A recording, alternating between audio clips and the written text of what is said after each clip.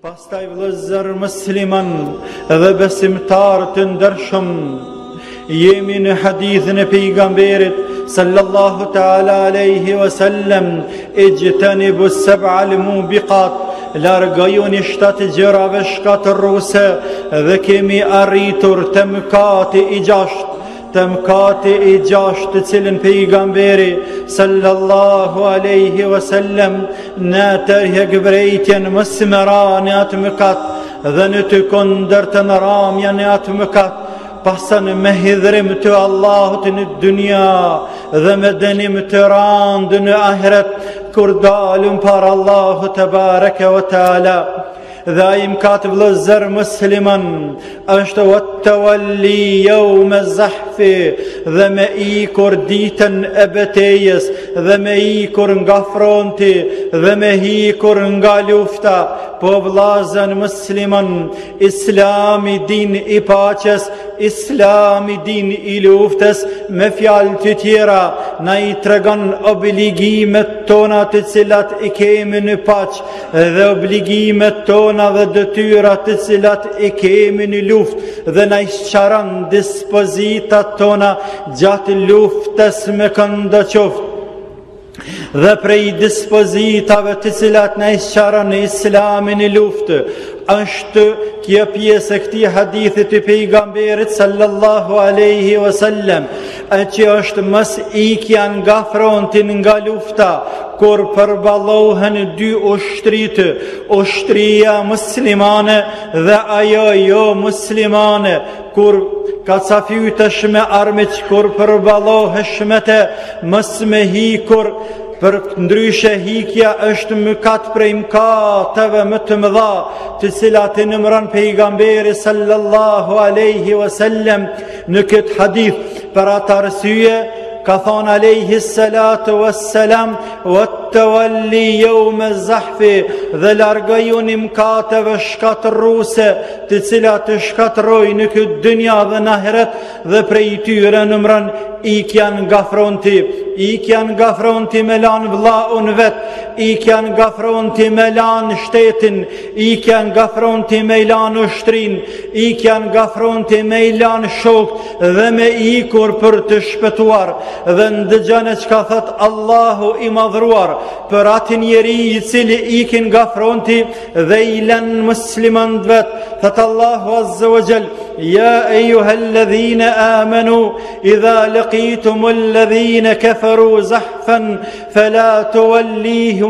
tuwalluhum al-adbar, wa man yuwallihim yawma idhin duburahu illa mutaharrifan liqitalin أو متحيزا إلى فئة فقد باء بغضب من الله ومأواه جهنم وبئس المصير. O ju musliman, o ju besimtar që keni besuar Allahun hak, e keni besuar ahiretin hak, ringjalljen hak, dhe dini se gjeli është ndorë të Allahut azza wa jall, mos iknin nga fronti, mos iknin nga përballimi kur ballafaqoheni me armikun, vetëm nëse është ajo taktik luftarake për ta shkapërderdhur armikun, për ta futur atë në ndonjë grac, në ndonjë grop, apo mja bërë atina në ndonjë kurth, dhe është rast tjetër për pose nëse iknit për më shku të një grup i juaj më i madh, ndonjë grup tjetër, dhe për të forcuar dhe bashkuar bashk me ta dhe për ta sulmuar sërish armikun. Nëse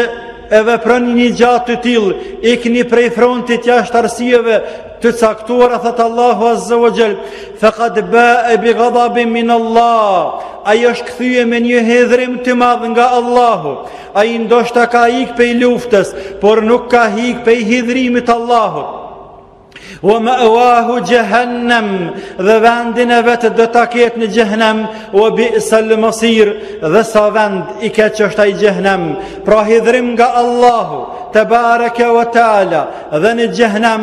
dhe dënim të rand nga Allahu te bareke wa taala. Pra Allahu azza wa jall e numëron pe mëkateve të mëdha, shumë të mëdha,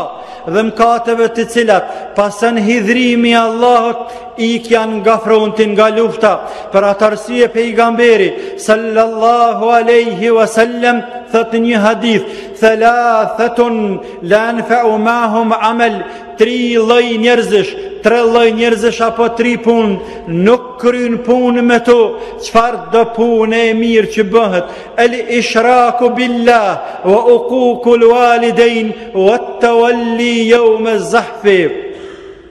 Me bo shirk Allahut azza wa jall, me i bo Zotit gjalla shanuhu shirk, mës me i respektuar prindrit dhe me ik prej frontit, wal firaru min e zahfi, dhe me ik prej frontit pe i betejes, dhe me i lan muslimant vet. Gjithashtu pejgamberi sallallahu aleyhi wasallam në një hadith të gjatë thot: wa in akbar al kabari inda Allahi yawm al qiyamah, dhe prej mkateve më të mëdha te Allahu ditën e gjykimit janë el ishraku billah, me i bo Zotit shoq, wa qatlu nafsi al mu'minati allati harrama Allahu illa bil haq, dhe me myt muslimanin pa hak, wal firaru fi sabilillahi yawm az-zahf, wal firaru fi sabilillahi yawm az-zahf, dhe me ik prej frontit dhe me i lan muslimant vetën, wa uququl walidain, dhe mos me i respektue prindrit. Pastaj